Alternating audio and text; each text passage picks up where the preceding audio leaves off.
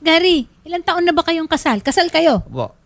Sa simbahan? Sa simbahan? Iglesia po. Ilang taon na kayong kasal? 25. 25 years. Ilang anak? 6. Ay, ang dami. Ang sipag mo. Ha? Ilang taon yung panganay mo? Ang panganay ito, 25 na. 25 na rin. Namuhunan ka ha, bago ka nagpakasal. Ano na kaagad? Mabilis ka pa.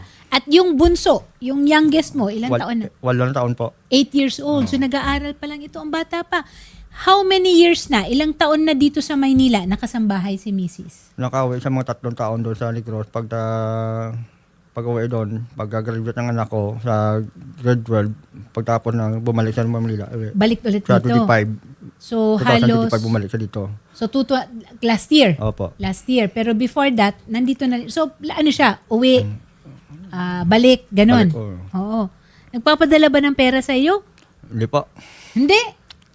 Sa mga anak. Oh, kalma lang tayo.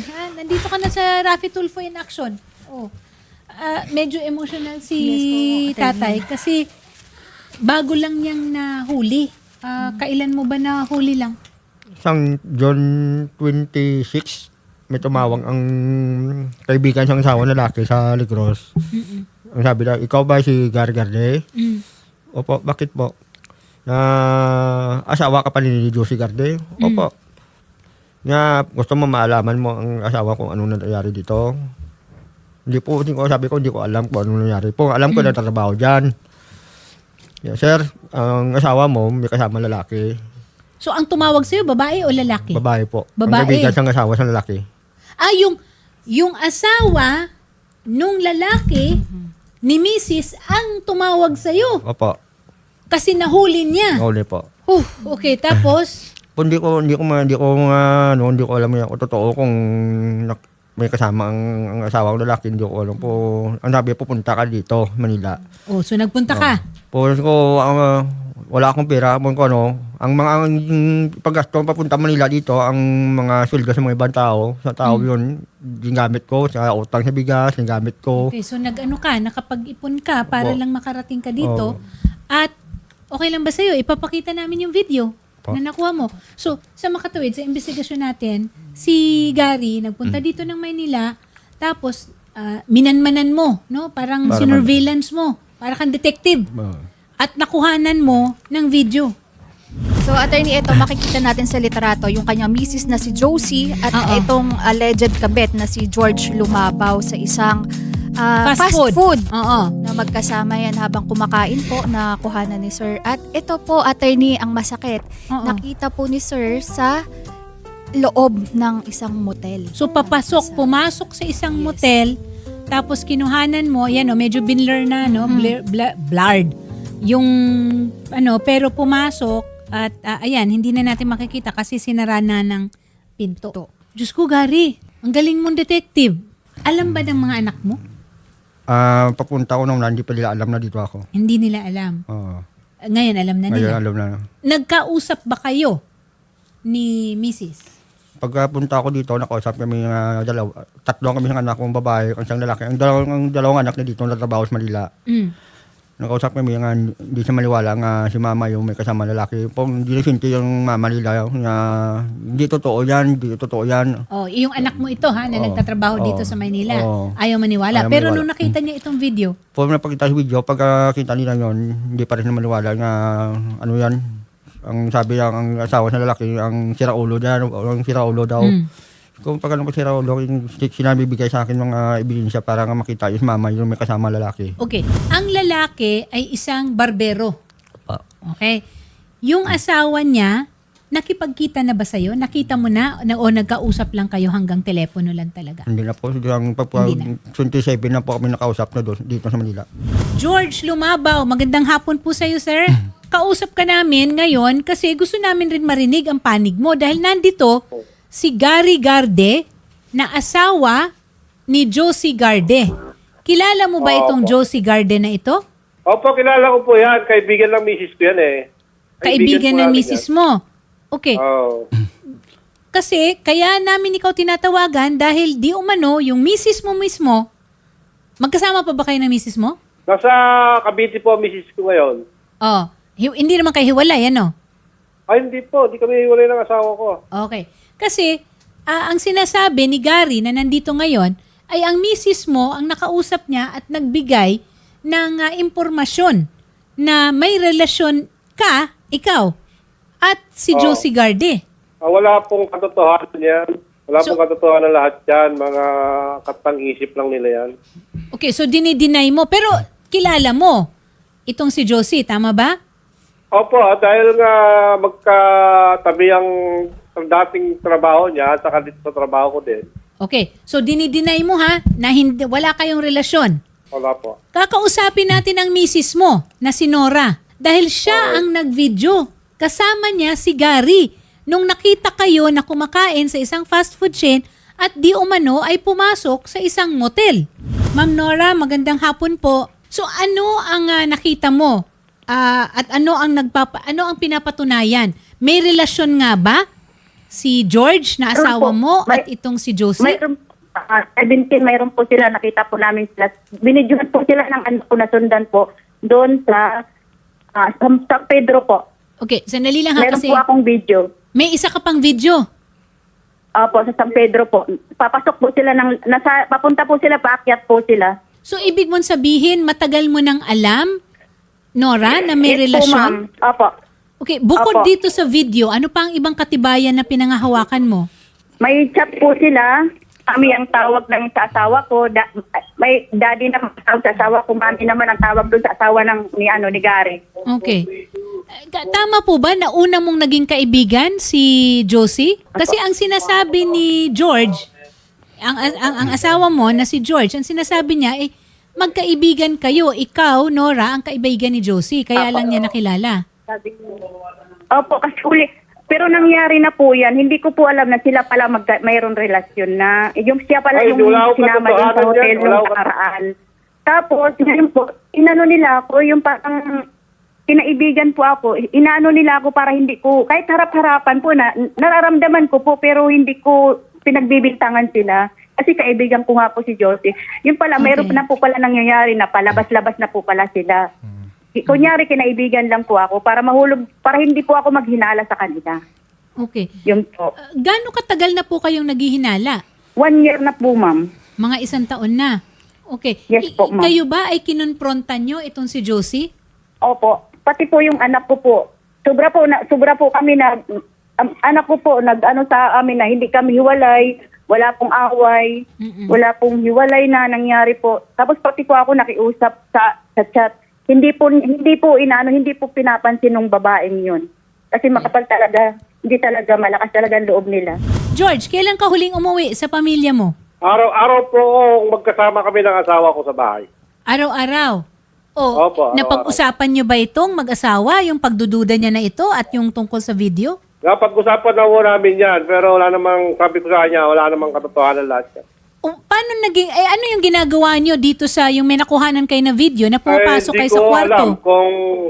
Di ko alam kung ano yung video na yan na sinasabi nila. Kasi ipapakita natin ulit yung video. Klarong-klaro. Yung video na yan, Oo. yung video na po yan na sinasabi nila, yung saan bang video yan? Nora, pwede mo bang ipaliwanag itong video na kumakain sa isang fast food restaurant tapos ang sunod na video ay ang makikita natin na pumapasok na sa isang kwarto. Hotel. Hotel. Yung sa kwarto po, sa San Pedro po yan, sa Okay. Laguna po. Yung kumakain po sila ng ano niyan, dyan po sa Las Piñas. Okay. Las Piñas po, Jollibee po. Las Piñas, isang fast food chain. Apo. Tapos yung Apo. motel, ano ba yun? Saan Yung naman yun? Big M, dyan po sila yung sa Big M pumapasok. Okay. Ilang beses na po yan sila mapapasok dyan. Big M. So anong araw po itong Apo. sa Big M? May 29 po, 29 po, parang gano'n, 29. May 29 po. Mga anong oras po ito?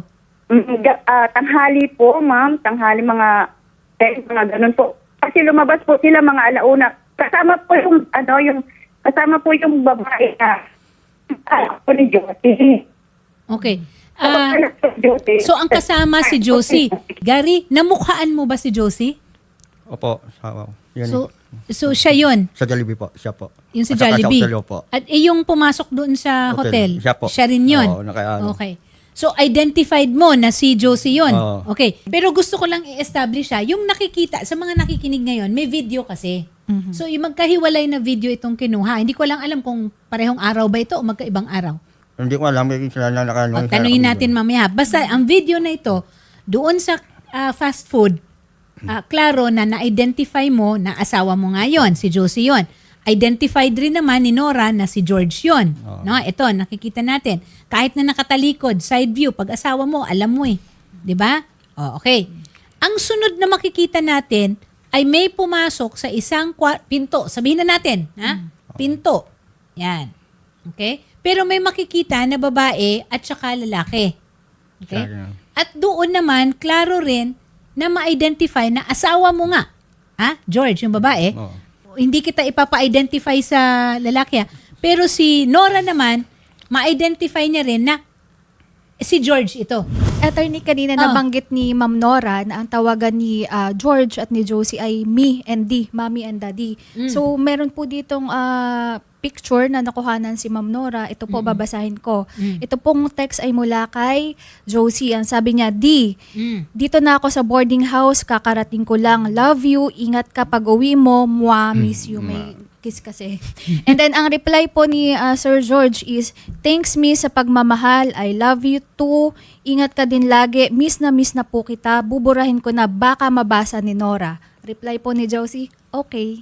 Pero hindi niya nabura dahil Yes. napicturan. Ang Opo. galing mo, Nora. Ha? At kalmang-kalma pa. Ako, hindi na ako kalmado ngayon eh. Opo. Okay, pero si George, dinideny mo pa rin. Wala pong katotohanan lahat yan. Gawa-gawa lang nila yan. Okay, sige, gawa-gawa. Ano ngayon ang gusto mong mangyari, Nora?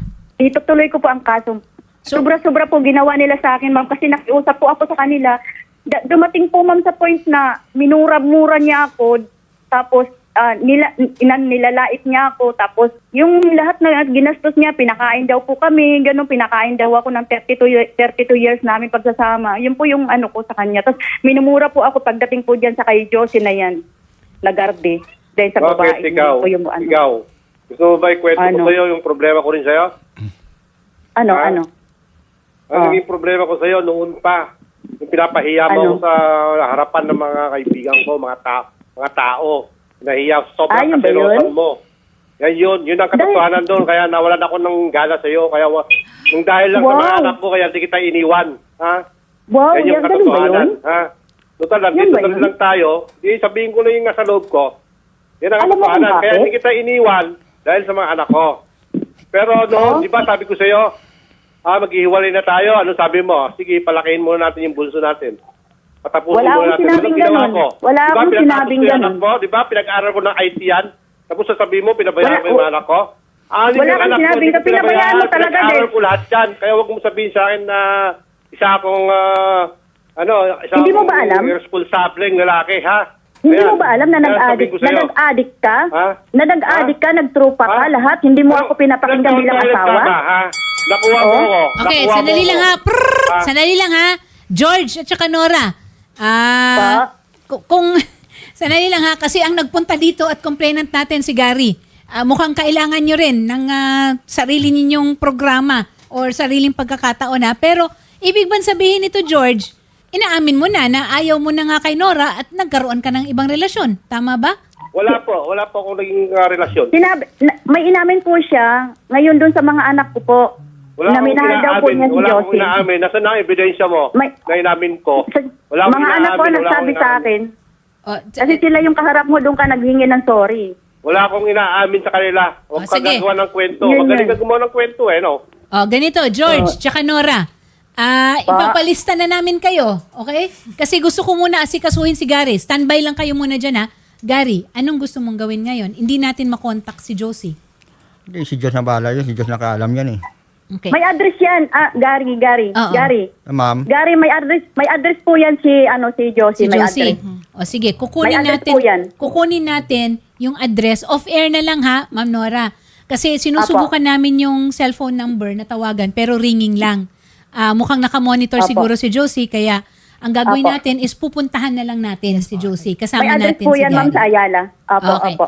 So, Tuloy po, ma'am. Ah, Sige. ma'am. Gamitin natin yung barangay na lang, no? Para Tama po, ma'am. ano. Gary, Ma'am. tuloy natin Opo. Ang kapal na mukha nilang dalawa. Okay.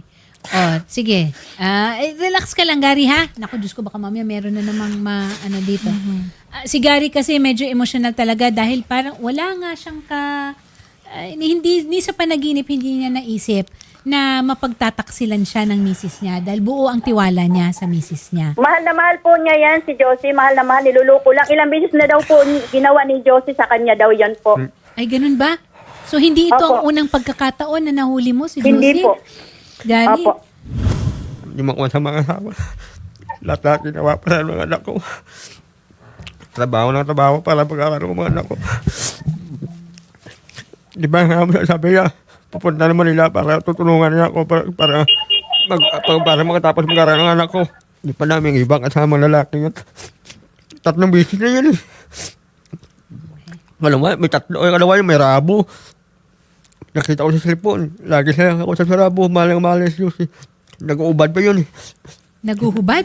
Opo, sa binigay siyang rabo sa akin sa messenger po. Gusto mo makita ang asawa mo doon. O, binigay sa akin isang asawa. Arabo yung po. ka-chat. Oo. Okay. Alam niya, napakita ko sa kanya yung nang-ubad niya, walang damit. Sa loob na banyo. Handa ka pa ba na makipag-usap kung maayos natin, ma-arrange natin? Kasi si Senator naman rin, ang talagang palagi niyan sinasabi is magsimula tayo sa maayos na Alang-alang sa mga pag-uusap. anak namin po. Okay. So, alang-alang sa mga anak, si Gary ay handa namang makipag-usap Kung ayaw kay niya, wala magawa yun. Josie. Kung ayaw ni Josie, hindi rin natin Wala siya magawa. mapipilit. Pero susubukan natin. Po. Okay? Kay Josie, ang Raffy Tulfo in Action, ang Wanted sa Radyo, bukas po kami para marinig naman ang panig ninyo. Katulad ng binigay natin na pagkakataon kay Sir George Lumabaw na hanggang ngayon ay idinideny. Okay? Hindi naman niya dinideny na kilala niya, pero dinideny niya na may relasyon sila. Pero mukhang maraming ebidensya si Nora, ang misis ni George. George, anong gusto mong sabihin kay Gary? Wala na po akong masasabi sa kanila. Nora, ikaw, anong gusto mong sabihin? Unang-una kay Gary muna siguro. Gary, kung ano man ang desisyon mo, kung ano man na itutuloy mo na lang. Kung ano, kasi lalo kang lulukuhin eh. Lalo tayong lulukuhin. Habang sila'y dalawa, lulukuhin tayo. Kasi may bago silang account eh. Birthday pa ng asawa ko yung 17. Gumagawa ka na naman ng istorya. Nasaan yung account? Nasaan yung Nandun. ebidensya mo? Pakita mo yung Nandun, account. binigay ko na doon kay Gary, sa asawa niya. Meron namang bagong account. Nandito, Walang nandito katotohanan. sa- Nandun doon na. Binigay sa akin. 7, ipakita mo Gary, 17, birthday mo nga nilagay doon eh. Josie Gardy, Walang 17. katotohanan yung account niya. Walang account na bago. Tapos nag-usap pa kayo, Gumagawa lang may kayo call ng nga kwento doon, na naman nakalagay. Bago ka umuwi Walang dito sa katotohanan bahay, yung account na yan. 2 hours ago. Puro hinala. Puro hinala. Puro hinala. Ay, di. Talaga naman hinala ako Nora, tatanggapin mo pa ba si George pag umuwi dyan sa'yo mamayang hapon? Mamayang gabi? Araw-araw ako buo Wag sa bahay. wag Hindi lang kami po niya, naghihiwalay. wag lang po, ang iniiwasan ko lang po, wag lang po niya ako sasaktan. Hindi lang naman po. talaga dapat. Oo. George, ha? Opo, yun lang yun. Hindi ko po sinasaktan yan. Pang ilang beses mo na bang nahuli si George, Nora? 2. Tapos yung po yung 2 bisis, pero yung iba po na nasa Alabang nung Father's Day Oo. na nakita ko po sila sa nasa Jollibee. Ngayon, nagkaroon po kami ng doon, nagbaranggayan po kami na titigil na po sila. Pero hindi po. Sinamahan pa po niya magpa-medical yung babae na yun. Tapos pumunta po sila ng Alabang, Sugo. Doon po sila. Sandali. Nagsugo na po uli sila. So, ibig sabihin, naipabarangay mo na si George at si Josie? Opo. Tama ba? Opo. Oh, George, bakit mo naman, ba't mo pa dinideny? Tapos sinabi po nila doon na titigilan ko na si Josie. Yun po yun. Pero nung madaling araw po, nagsugo po sila sa Alabang. Mag-usap kami tungkol dun sa mga chat ng mga yung anak ko sa anak niya, kung ano-ano sinachat nung anak ko dun sa anak niya tungkol sa amin. Wala namang katotohanan lahat yun. Ngayon, Anong ginagawa niyo sa inimbitahan ko hotel? lang si Nagamit ang Josie na Airpoint? kumain lang kami sa Jollibee para mapag-usapan namin yung mga bagay na yun. Eksakto naman na may GPS pala yung motor ko, nilagyan niyang asawa kong magaling na yan. Kaya nasundan kami dun sa Jollibee. Nung kumakain kami yung dun, kamag-anak ni pagdating namin, nagulat na lang ako, pinagsasabunutan niya yan si Josie. Yan ang katotohanan. Pagkatapos doon, Father's Day, pinabarangay magkasama kami. kayo? Nag-usap kami sa barangay. Oh, Yun Father's yung katotohanan. Day. Magkasama kayo, Father's Day, George. Father's Day po. Hindi Opo. yung Father's Day yun. Hindi Father's Day yun. Father's Day po yun, ma'am. Kasi Sabado, Hindi, Father's Lunes Day na po yun. siya. Lunes na po siya ng gabi umuwi. So, Dalawang araw po siya nawala. Father's Day yun. yung ano, Yun, yung pagpasok sa motel. Gabi-gabi ako umuwi dyan sa bahay. Dalawang araw po siya hindi Hindi pumasok. kami Ay, nag-iiwalay umuwi. niyan. Dahil nga, Oo nga. para sa mga anak namin. Parang mas Kahit, maraming dapat ireklamo si Nora kaysa kay Gary. Pero nandito lahat ng mga ebidensya ni Gary. So Gary, para sa iyo naman, usap muna tayo, 'di ba? Okay. Gary, ano ulit ang sasabihin mo kay Josie? Tuloy ang kaso. Tuloy. Tuloy po. Okay. Sige. Yan. So Gary, ayusin natin yung ano, 'di ba? Arrange lang natin, attorney, ng maayos para po. Invite na rin natin si Ma'am Nora para baka sakaling Yes. mamarap din si Sir George. At kung mapag-uusapan or kakasuhan, malalaman po natin kay Sir Gary at saka kay Ma'am Nora. Okay. Maraming salamat po. Maraming salamat, Nora, ha? Magpapasalamat din tayo kay George kasi tinanggap naman niya yung tawag natin. George, huwag ka mag-alala. Mabibigyan ka rin ng pagkakataon na ilahad naman ang panig mo.